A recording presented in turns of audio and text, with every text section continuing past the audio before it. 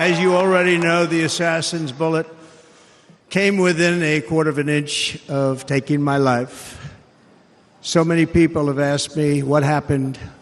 Tell us what happened, please. And therefore, I will tell you exactly what happened, and you'll never hear it from me a second time because it's actually too painful to tell. It was a warm, beautiful day in the early evening in Butler Township in the great Commonwealth of Pennsylvania. Music was loudly playing, and the campaign was doing really well. I went to the stage, and the crowd was cheering wildly. Everybody was happy. I began speaking very strongly, powerfully, and happily, because I was discussing the great job my administration did on immigration at the southern border. We were very proud of it.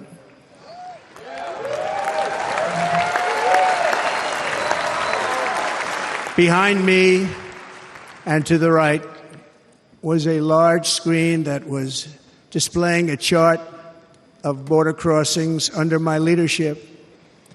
The numbers were absolutely amazing. In order to see the chart, I started to, like this, turn to my right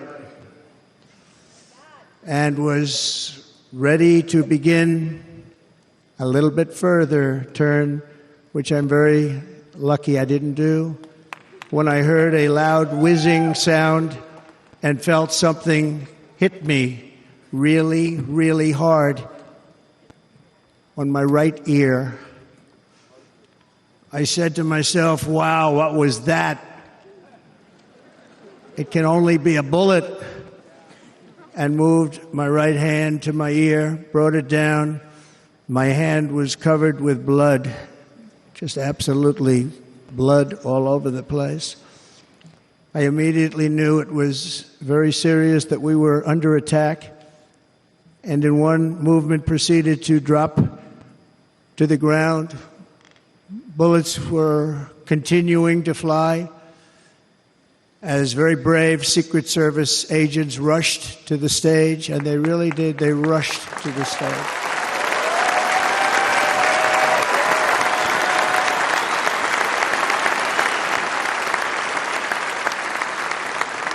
These are great people, at great risk, I will tell you, and pounced on top of me so that I would be protected. There was blood pouring everywhere, and yet, in a certain way, I felt very safe because I had God on my side. I felt that.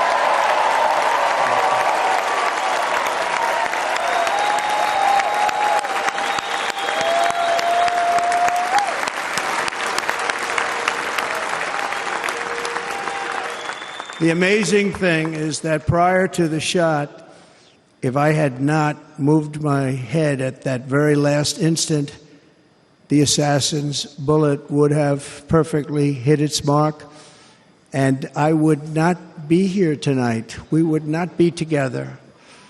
The most incredible aspect of what took place on that terrible evening in the fading sun was actually seen later. In almost all cases, as you probably know, and when even a single bullet is fired, just a single bullet, and we had many bullets that were being fired, crowds run for the exits or stampede, but not in this case. It's very unusual.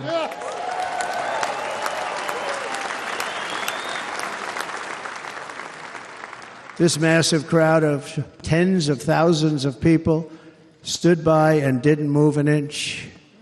In fact, many of them bravely, but automatically stood up looking for where the sniper would be. They knew immediately it was a sniper.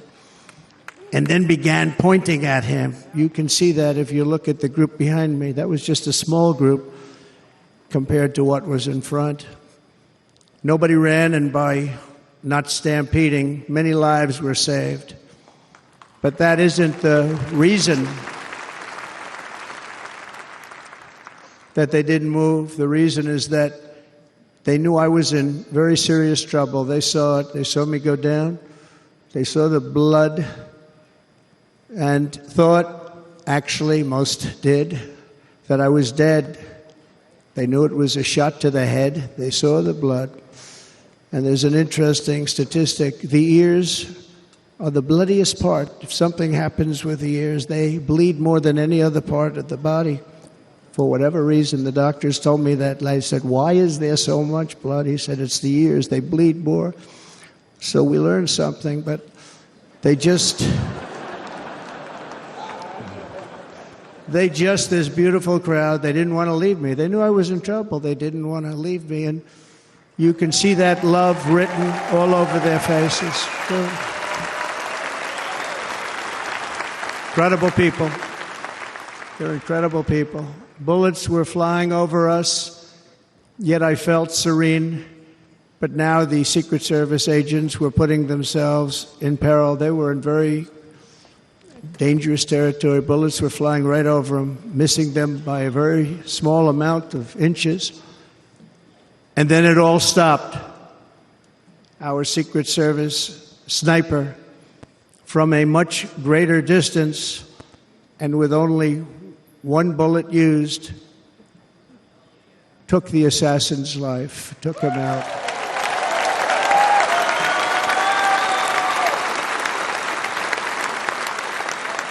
I'm not supposed to be here tonight. Not supposed to be here. Yes, you are. Yes, you are. Yeah.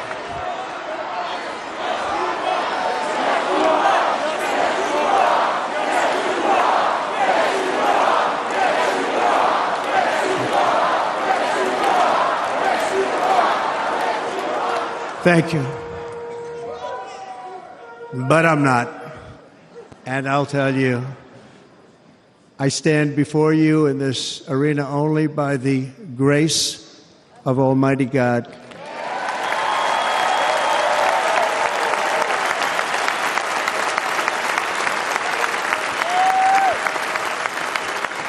In watching the reports over the last few days, many people say it was a providential moment. Probably was. When I rose, surrounded by Secret Service, the crowd was confused because they thought I was dead, and there was great, great sorrow. I could see that on their faces as I looked out. They didn't know I was looking out. They thought it was over. But I could see it, and I wanted to do something to let them know I was okay.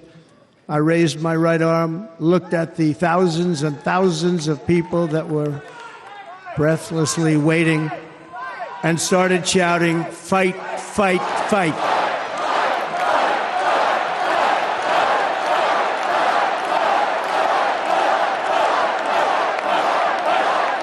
Thank you. Once my clenched fist went up, and it was high into the air. You've all seen that. The crowd realized I was okay and roared with pride for our country like no crowd I have ever heard before. Never heard anything like it. For the rest of my life, I will be grateful for the love shown by that giant audience of patriots that stood bravely on that fateful evening in Pennsylvania. Tragically, the shooter claimed the life of one of our fellow Americans, Corey Comparator. Unbelievable person, everybody tells me. Unbelievable.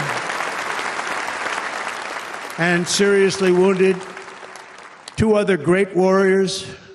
Spoke to them today. David Dutch and James Copenhaver, two great people. I also spoke to all three families of these tremendous people. Our love and prayers are with them, and always will be. We're never going to forget them. They came for a great rally. They were serious Trumpsters, I want to tell you. They were serious Trumpsters, and still are. But Corey, unfortunately, we have to use the past tense. He was incredible. He was a highly respected former fire chief, respected by everybody. Was accompanied by his wife, Helen, incredible woman. I spoke to her today, devastated, and two precious daughters. He lost his life selflessly acting as a human shield to protect them from flying bullets. He went right over the top of them and was hit. What a fine man he was.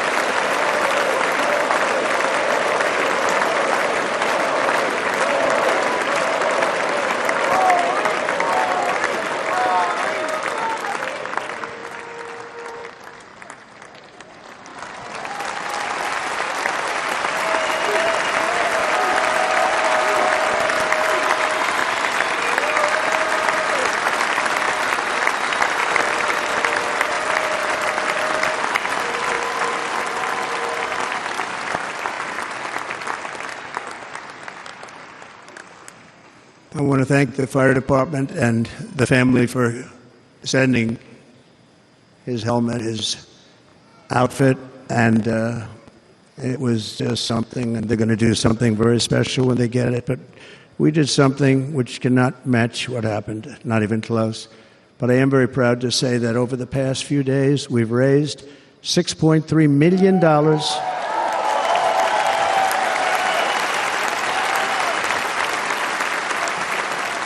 for the families of David, James, and Corey, including from a friend of mine just called up. He sent me a check right here. I just got it.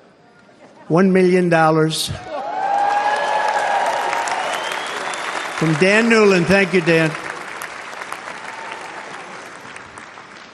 And again, when speaking to the family, I told them, I said, well, I'm going to be sending you a lot of money, but it can't compensate.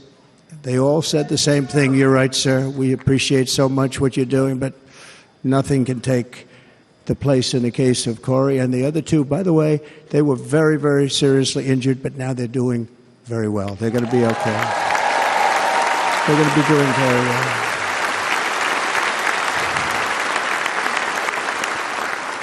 They're warriors. So now I ask that we observe a moment of silence in honor of our friend Corey.